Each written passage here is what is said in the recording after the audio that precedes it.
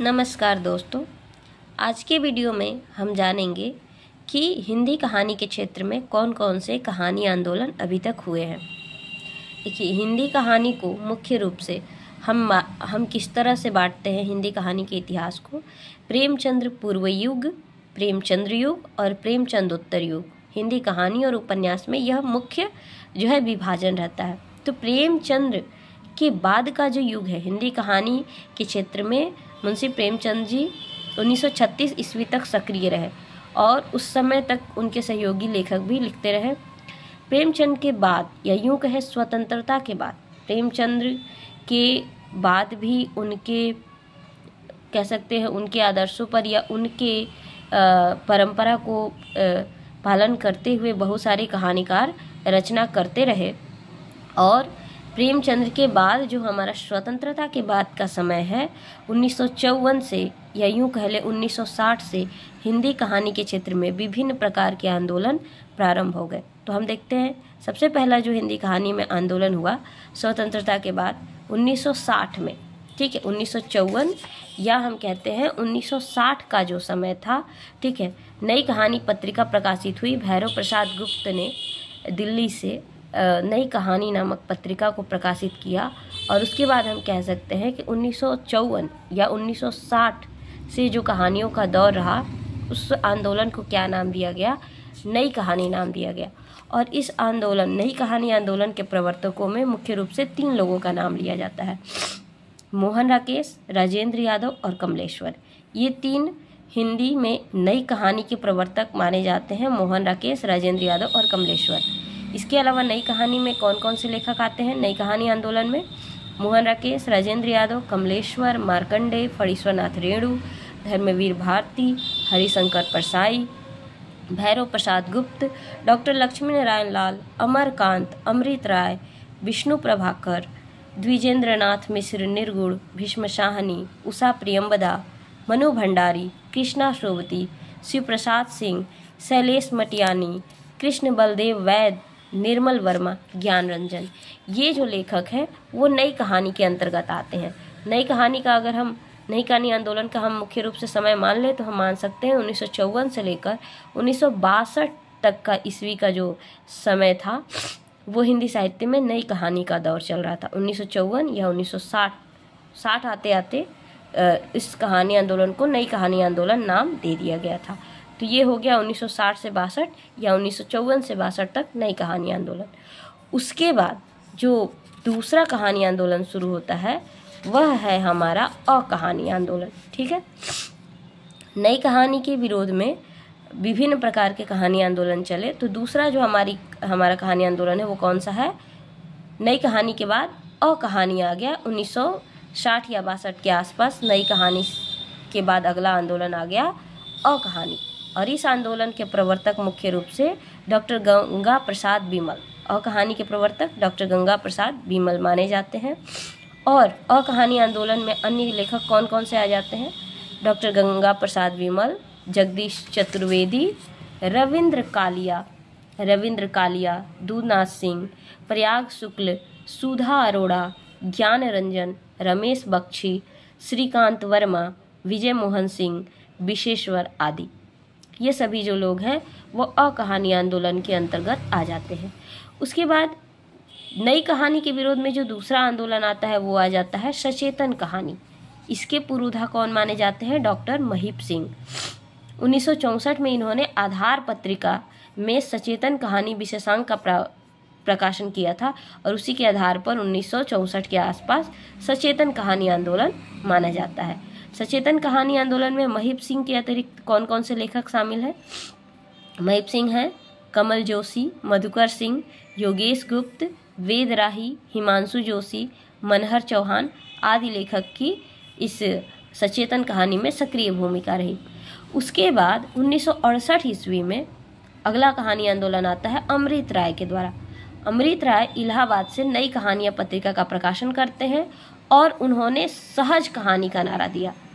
तो 1968 में अमृत राय ने सहज कहानी का नारा दिया, यद्यपि यह जो है कोई विशेष आंदोलन का रूप न ले सका।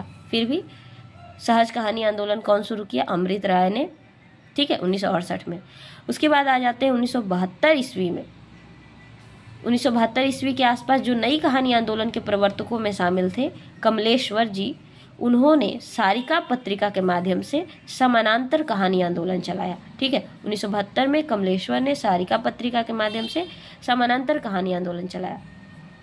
अब इस समानांतर कहानी आंदोलन में जो जिन लेखकों की रचनाओं का स्थान दिया गया कहानियों को, वो हैं अरविंद, आशीष सिन्हा, इब्राहिम शरीफ, कामता नाथ, जितेंद्र भाटिया, दामोदर सजन, निरुपमा शोभती, मधुकर सिंह, मृदुला गर्ग, सुधा अरोड़ा, शीला रोहेकर, विभु कुमार, श्रवण कुमार, सतीश जमाली, सुदीप, सनत कुमार, शिवराम यात्री, रमेश उपाध्याय आदि। इन लोगों की कहानियों को समानांतर कहानी के अंतर्गत, है ना, सारिका पत्रिका में प्रकाशित किया गया इनकी रचनाओं को। उसके बाद आ जाता है 1977 ईस्वी में दिल्ली विश्वविद्यालय ने जनवादी विचार मंच की स्थापना की।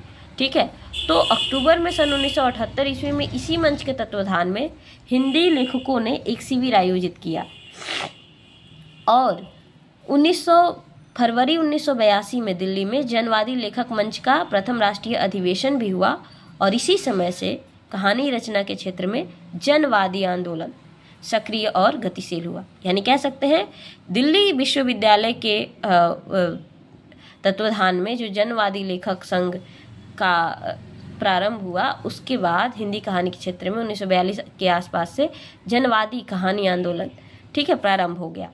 वैसे तो जनवादी कहानी की परंपरा प्रेमचंद्र के कफन और पूस की रात से ही जैसी कहानियों से ही माना गया है और इसी क्रम में यशपाल की कहानी पर्दा, रंगे राघव का गदल, भैरव प्रसाद गुप्ते का हड़ताल, मारकंडे का हंसा जाई अकेला, भीष्म साहनी का चीफ की दावत, अमरकांत का दोपहर का भोजन, शेखर जोशी की कहानी बोझ, ठीक, ये सब कहानियाँ भी जनवादी कहानी के तौर पर देखी जाती हैं। ज्ञान रंजन और काशीनाथ सिंह जैसे कहानीकारों ने इस जनवादी कहानी को आगे बढ़ाया और इसी में और लेखक आ जाते हैं जनवादी कहानी के अंतर्गत रमेश उपाध्याय, रमेश बात्रा, हेतु भारद्वाज, नामिता सिंह, असगर वजाहत, धीरेन्द्र अस्थाना, उदय प्रकाश आदि। ये सभी जनवादी कहानी आंदोलन के अंतर्गत आ जाते हैं। अब 1979 ईस्वी में राकेश वत्स ने मंच पत्रिका के माध्यम से सक्रिय कहानी आंदोलन का सूत्रपात किया। यानी कि जनवादी कहानी के बाद 1979 में राकेश वत्स द्वारा मंच पत्रिका के माध्यम से सक्रिय कहानी आंदोलन चलाया जाता है। तो ये कुछ जो है हमारे हिंदी कहानी, और इसमें सक्रिय कहानी आंदोलन में आने वाले लेखक कौन कौन आ जाते हैं? रमेश बात्रा, चित्रा मुद्गल, सचिदानंद, धूमकेतु, सुरेंद्र कुमार, धीरेन्द्र अस्थाना, ये सभी लेखक जो है सक्रिय कहानी के अंतर्गत आ जाते हैं। कुल मिलाकर हम देखें तो सक्रिय कहानी में भी समानांतर कहानी, जनवादी कहानी की अवधारणाएं मिली जुली थी। अब हम कह सकते हैं कि ये जो स्वतंत्रता के बाद, ठीक है, 1954 से या 55 से लेकर के अब तक की जो कहानी आंदोलन रहे हैं वो 3 चरणों में देखे जा सकते हैं। पहला जो चरण था 1955 से 65 तक का था, दूसरा चरण 65 से 80 तक का था और तीसरा चरण 1980 से लेकर आज तक का माना जाता है, जो कि समकालीन कहानी के अंतर्गत आ जाएगा। संप्रति कहानी साहित्य के क्षेत्र में तीनों ही पीढ़ियों के रचनाकार एक साथ सक्रिय हैं। यानी 1954 से लेकर के अब तक जो रचनाकार हैं वो लगभग हर कहानी आंदोलन के समय तक वो सभी रचनाकार सक्रिय रहे हैं और वर्तमान समय में भी उनमें से बहुत से रचनाकार सक्रिय हैं और बहुत से रचनाकार जो है अब नहीं रहे।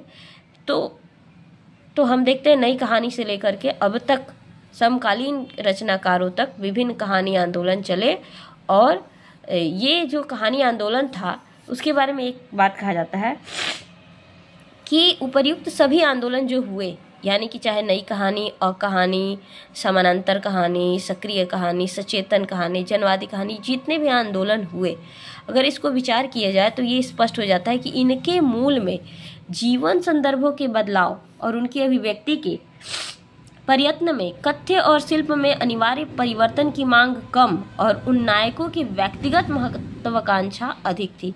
यानी ये सभी कहानी आंदोलन इनके प्रवर्तकों की व्यक्तिगत महत्वाकांक्षा का परिणाम ज़्यादा था। ठीक है। लेकिन जो भी हो, इतना अवश्य है कि इन आंदोलनों ने कहानी की जीवंतता बनाए रखी और वह जो कहानी है वह फार्मूलाबद्ध होने से बच सकी।